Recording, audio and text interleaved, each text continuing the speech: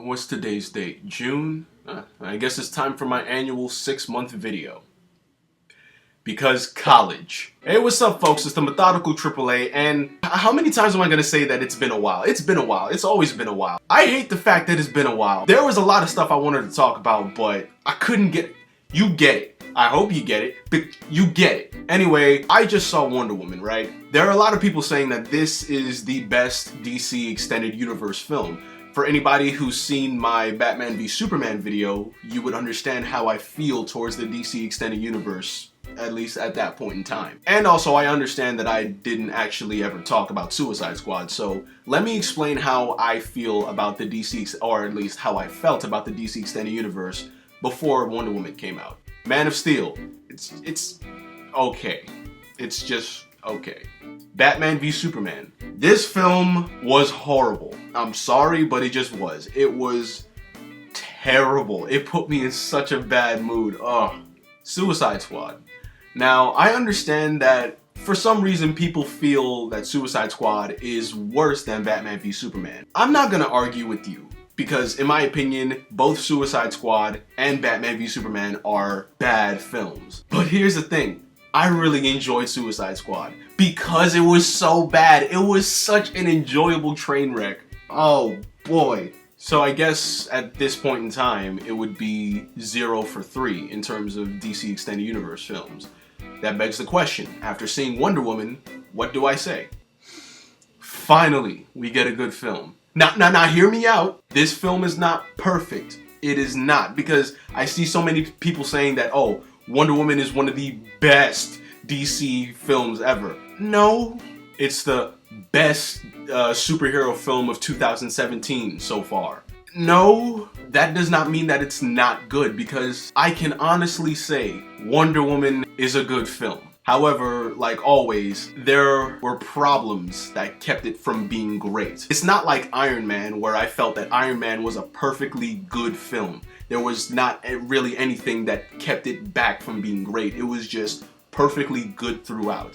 Wonder Woman, I felt, could have been great, but there were problems that kept it from being great. And when I was thinking about this, I was thinking about just doing the bad in Wonder Woman, like what I didn't like in Wonder Woman. But then I thought about it and I was like, I don't want to be that guy. Because this is, in many people's eyes, the first good DC Extended Universe film, and I don't want to be that guy saying, oh, well, you think it's good, but let me explain to you why it's not nearly as good as you believe. Because obviously my opinion is better than yours. I don't want to be that guy. Especially since I would be very remiss if I did not mention the good in Wonder Woman, because there is a lot of good. So let's just not waste any time. Let's talk about what I didn't like, but also did like in Wonder Woman. First off, let's start with an honorable mention, or at least in this case, a somewhat dishonorable mention. It's not really anything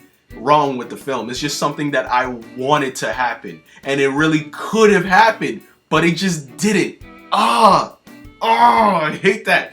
But let me explain. Wasted cameo potential. So the heroes have to infiltrate this gala that the bad guys are attending so they could figure out what the bad guys are up to, right? While Diana is waiting in the woods, she sees an older woman in a carriage that's getting angry because of the increasing carriage traffic in front of her. So the older woman gets out of the carriage and decides to walk it. Diana walks out of the woods right in front of the lady, stops her, and starts sizing her up. And the next time we see Diana, Diana is wearing the dress that the older woman was wearing. Yeah, Diana straight up just jacked the older woman's dress. Now, see, I don't really have a problem with Diana stealing the dress from the older woman. What I thought would have been a really good idea was have the older woman be played by Linda Carter. You can't tell me that wouldn't have been awesome. It would have been so easy. Hell, it would have made sense metaphorically too. Like, oh, at first, Linda Carter was wearing these clothes, but now Gal Gadot is wearing these clothes. You can't tell me that wouldn't have been a good idea. Come on, man. Now, let's talk about the actual things that I didn't like about Wonder Woman. The villains, specifically the third act twist. Now, there are pretty much 3 villains in this film. And for the majority of the film, we focus on Eric Ludendorff and Dr. Poison. So pretty much the whole film is more or less leading up to the reveal that Ludendorff is supposed to be Ares in human disguise. This idea is further built up by Dr. Poison making some gas pill that will, and I quote, restore your strength. And since restore means to bring back what once was, I'm thinking that, okay, so Ludendorff is in fact Ares, and for some reason, maybe as a result of surviving Zeus's final attack on him, he has lost his strength and can only regain it through Dr. Poison's means. And since Ares is the god of war, it would make sense for him to want World War I to continue as long as possible. But that's not what happened. It turns out that Remus over here is actually Ares, and he's been subtly giving ideas to both sides of the war in order to keep it going, to prove to Diana that humans aren't worth saving and that the only real way to save humanity is to let them destroy each other and start anew. Now, despite what you might be thinking, I actually don't have a problem with Ares' main goal and his motivation. I actually think that's kind of interesting. My main problem is, who the hell is this guy then? I mean, I know who he was supposed to be in relation to World War I, but when it turns out that he was nobody important, it kind of seems like a letdown. In fact, the entire villain twist as a whole kind of seems like a letdown, specifically on how it relates to Diana. You might recall in a previous video I said that Ra's al Ghul from Batman Begins was the best villain twist in a live-action superhero film, and if I'm to be honest, he still kinda is. Why do I say that? Because he had a direct connection to Bruce. He gave Bruce the skills he needed to become Batman, therefore when it's revealed that Ra's is far too extreme to be left alone, it creates a sense of dread but also anticipation to know that Bruce is going to have to outsmart and defeat his mentor. In a more recent superhero film, spoilers for Guardians of the Galaxy Volume 2, the twist that Peter Quill's father, Ego, even though I completely called it from the get-go, the fact that Ego turned out to be the main villain of the film also worked, since one could make the argument that everything bad that happened in Peter Quill's life happened because of Ego's influence. I mean, before we find that out, Ego seems to be a guy who just wants to reconnect with his son, and it seems like he genuinely cares for Peter. Until you find out that Ego only wanted to know if Peter inherited his celestial genes, and if Peter didn't, Ego would have killed him just like his countless other children. And as if that wasn't bad enough, Ego gave Peter's mother the brain tumor that killed her. So, needless to say, Ego has more than just a direct connection to Peter Quill. And the reveal that he's the villain puts both Guardians of the Galaxy films into perspective. Ares, on the other hand, does not have a direct connection to Diana. He doesn't mentor her or present himself as a trusting figure that will no doubt cement himself in the audience's mind. I mean, sure, he might have given her some advice and the money to send her and the team on their mission, but that was more clearly directed towards Steve Trevor than anything. I mean, the twist that he was the villain was less of a shock and more of an, oh, okay. Also, the fact that he doesn't actually refer to himself as Ares, in fact, he says, I am not the god of war, I am the god of truth. What? I mean, when you look it up, he is in fact Ares. But when you're watching the film and you hear him say, I am not the god of war, I am the god of truth, you must understand that that is fucking confusing. Just is. Bottom line, the Ares twist, it didn't work as well as it should have. And also, what happened to Dr. Poison? We could have had like a 10-second scene right at the end of her being court-martialed for war crimes, but no, we didn't get any of that. I mean, she just kind of disappeared during the climax of the film. I don't know, it's possible that she'll show up in the sequel. And one more thing, who the hell is this guy? Moving on. For the big #1 thing that I have a problem with in Wonder Woman, what was Diana doing from World War I until now? I feel that's a legitimate question. I mean, my default answer would be that she went back to Themyscira, but I don't think that happened. You see, I'm only asking this question because I genuinely like Diana. I personally feel that she is the best DC Extended Universe hero or heroine that we've had thus far. But if she did in fact stay in the real world all this time, then what was she doing during World War II?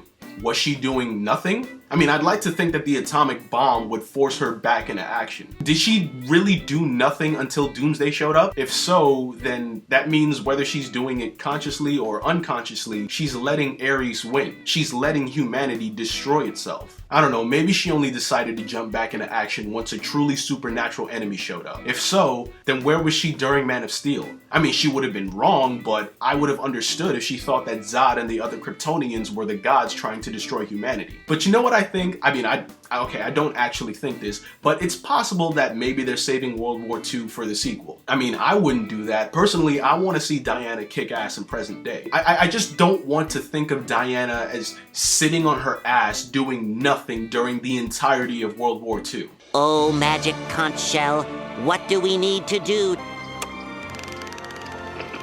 Nothing. The shell has spoken! Now, with that done, let's move on to the things that I did like in Wonder Woman. Humanity in the DC Extended Universe. Now, one thing I've noticed, not just in superhero films, but in films in general, is that one of the easiest ways to understand characters is to have characters talk to one another. This way, the information that's given by characters in a conversation helps us gravitate towards a character. One of the reasons why I feel Bruce Wayne in Batman Begins was so well realized was because when he would talk to different characters, he would interact with them differently, which helps us understand his character and where his head's at. And this is why, unfortunately, I was so frustrated with Clark Kent in Man of Steel. We see flashbacks of his childhood, but we never really understand how this affects him as an adult because he never talks about it. There is a clear disconnect between young Clark and adult Clark that could have easily been bridged if Clark just had a really nice conversation with Lois that helped develop both characters. But it never happened, and that is where I feel Wonder Woman succeeds. The film takes the time to let characters breathe and get to know each other. Hell,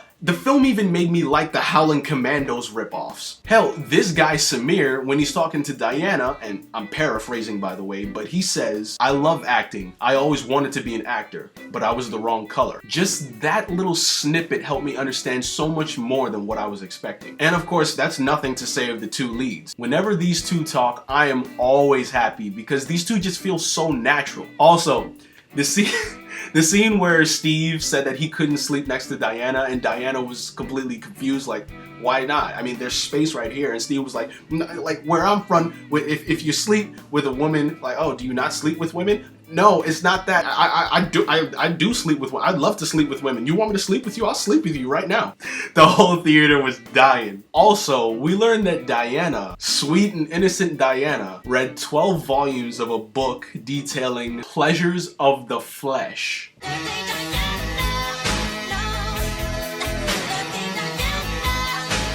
But yeah, that is just what I liked. The fact that the movie took the time to let characters be characters and not plot devices, and therefore we care more about them in the end. Moving on. Steve Trevor. Now, if you want to learn how to fight like an Amazon, you should probably learn from an Amazon, specifically Antiope. But if you're already an Amazon and you want to learn the complexities of humanity from someone who knows just how bad humans can be, but also still chooses to be good, you should probably learn from Steve Trevor. I did not expect to like Steve Trevor as much as I did in this film. Like, specifically, obviously, his relationship with Diana and how it progressed. I personally get the feeling that he most definitely respected Diana and was always honest with her, but was also forced to omit some of the harsh realities of humanity because Diana simply wasn't ready to understand the truth yet. Like, when Diana says that killing Ares will stop the war forever, Steve is just kind of like, I want to tell her the truth, but I can't because it's gonna break her heart, but she's gonna have to learn the truth someday. Also, I feel that Steve, being a shell-shocked spy and whatnot, I feel that he needed someone like Diana who was as altruistic and kind-hearted as she was in order to, bounce off of her. Not like that. Someone to boost his morale. Because we all know that regardless of whether someone is naive or not, there's something so inspiring about seeing someone who's willing to do the right thing that you just want to back them up. Also, I knew that Steve Trevor was gonna die in this film. I just knew it. Come on, what else would break Diana emotionally? But right before that, he gives Diana his father's watch and he says he loves her. Now, usually I don't buy this sort of thing when a character says I love you out loud, but probably because Steve literally has never met anyone like Diana before, or anyone who has her spirit, and the fact that he's obviously attracted to her, and the fact that the two have really good chemistry. When I sat back and thought about it, I was like, I see you, Steve Trevor. And now finally, for the number one thing that I liked in Wonder Woman. Diana. Yeah.